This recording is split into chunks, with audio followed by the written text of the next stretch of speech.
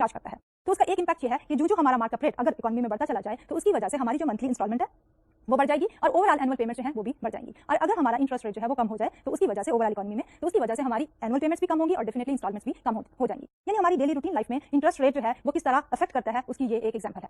In nutshell हम ये कहना चाह रहे थे कि why we should study macroeconomics is not just to get a good grade, rather to understand the world around us कि ये जो मैक्रो इकोनॉमिक वेरिएबल्स हैं किस तरह हमारी वेल बीइंग को अफेक्ट कर सकते हैं। इसके बाद हमने बात ये की कि इन मैक्रो इकोनॉमिक वेरिएबल्स का आपस में रिलेशनशिप देखने के लिए सर्टेन थ्योरीज को बिल्ड करने के लिए इकोनॉमिस्ट जो हैं वो क्या टूल्स एंड टेक्निक्स यूज करते हैं। तो हमने ये कहा कि जो कॉमनली यूज टेक्निक्स है वो है हमारी मॉडल बिल्डिंग की। इकोनॉमिस्ट जो है they get help from various type of models to explain various economic relationships among economic variables. इसमें हमने एग्जांपल ली simple demand and supply model की। अब जब हम मॉडल की बात करते हैं तो हर मॉडल के पीछे उसकी असम्पशंस जो है वो बहुत जरूरी होती हैं। तो हमने बात की कि डिमांड एंड सप्लाई मॉडल में अगर हम अज्यूम करें कि हमारी मार्केट्स आर कंपेटिटिव, कोई बायर या सेलर जो है वो प्राइस को अफेक्ट नहीं कर सकता, बल्कि बायर्स और सेलर्स ने सिर्फ ये डिसीजन करना होता है कि जो मार्केट में गोइंग प्राइस है उसके ऊपर कितनी क्वांटिटी परचेज करें और कितनी क्वांटिटी जो है वो सेल करें। इस मॉडल में हमारा जो इक्विलिब्रियम प्राइस एंड क्वांटिटी है that is determined by the forces of supply and demand. अब सप्लाई कर्व जो है हमारा अपवर्ड स्लोपिंग कर्व है between price level and the quantity demanded और demand curve is a downward sloping demand curve which is a relationship between price and quantity demanded.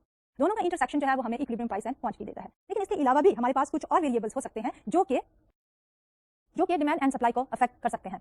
उन variables में हमने ये कहा था कि हमारी डेली यूज में जब भी हम कोई चीज डिमांड करते हैं तो या परचेज करते हैं इन अदर वर्ड्स तो उसमें हम दो फैक्टर्स को देखते हैं, एक है price of that particular product और दूसरा है हमारा बजट या के इनकम लेवल। तो जब हम डिमांड कर्व को ड्रा करते हैं तो उसमें तो हम देख लेते हैं प्राइस और क्वांटिटी का रिलेशनशिप, लेकिन दूसरी तरफ इनकम का रिलेशनशिप जो है that is not seen on the same demand curve. इसलिए ये दूसरा वेरिएबल इनकम जो है अगर वो बढ़ जाती है तो उससे हमारी डिमांड जो है वो बढ़ जाती है और हमारा डिमांड कर्व जो है वो शिफ्ट कर जाता है टुवर्ड्स राइट, जिसकी वजह से जब डिमांड कर्व हमारा शिफ्ट कर गया टुवर्ड्स राइट तो हमारी प्राइस भी बढ़ जाती है और क्वांटिटी इक्विलिब्रियम क्वांटिटी भी बढ़ जाती है। इसी तरह जब हम सप्लाई साइड की देख रहे हैं तो सपोज कि हम जो है वो prices of the raw material को एक वेरिएबल ले रहे हैं and price of the final product को एक और वेरिएबल ले रहे हैं। तो जब price of the product change होती है तो हमारी क्वांटिटी सप्लाई चेंज होती है and we are moving along the same supply curve. लेकिन जब prices of the raw material या इनपुट्स वो बढ़ती या कम होती हैं तो हमारा सप्लाई जो है कर्व वो शिफ्ट करता है राइट या के लेफ्ट को। तो ये प्राइस का लेफ्ट और राइट शिफ्ट करना जो है वो इक्विलिब्रियम क्वांटिटी और प्राइसेस को चेंज करता है। और अगर लेट्स अज्यूम कि इनपुट की प्राइसेस बढ़ जाती हैं तो हमारी सप्लाई कर्व जो है वो शिफ्ट करेगा टुवर्ड्स लेफ्ट, सप्लाई कम हो जाएगी क्योंकि लोगों के लिए या प्रोड्यूसर्स के लिए जो है वो कॉस्ट ऑफ प्रोडक्शन बढ़ गई है। इक्विलिब्रियम में हमारी प्राइसेस बढ़ जाएंगी लेकिन क्वांटिटी जो है वो कम हो जाएगी। तो इस simple demand and supply model में हमने ये देखा कि there are two types of variables जो कि हमारे क्वांटिटी को अफेक्ट करते हैं। एक है हमारे एंडोजेनस वेरिएबल और दूसरे हैं हमारे एक्सोजेनस वेरिएबल्स। तो जो हमारे एंडोजेनस वेरिएबल्स थे इस सिंपल डिमांड सप्लाई मॉडल में वो थे हमारे price of the product, quantity demanded and the quantity supply.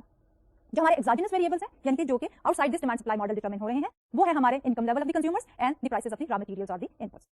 अब सवाल ये पैदा होता है कि इकोनॉमिस्ट हमने ये कहा कि मुख्तलिफ मॉडल्स यूज करते हैं टू एक्सप्लेन डिफरेंट कॉन्सेप्ट्स, तो क्या ये सिंपल वन यूनिक मॉडल जो है वो सारे रिलेशनशिप को एक्सप्लेन कर सकता है? So the answer is no. Demand supply model जो है वो एक्सप्लेन कर सकता है सर्टेन रिलेशनशिप, लेकिन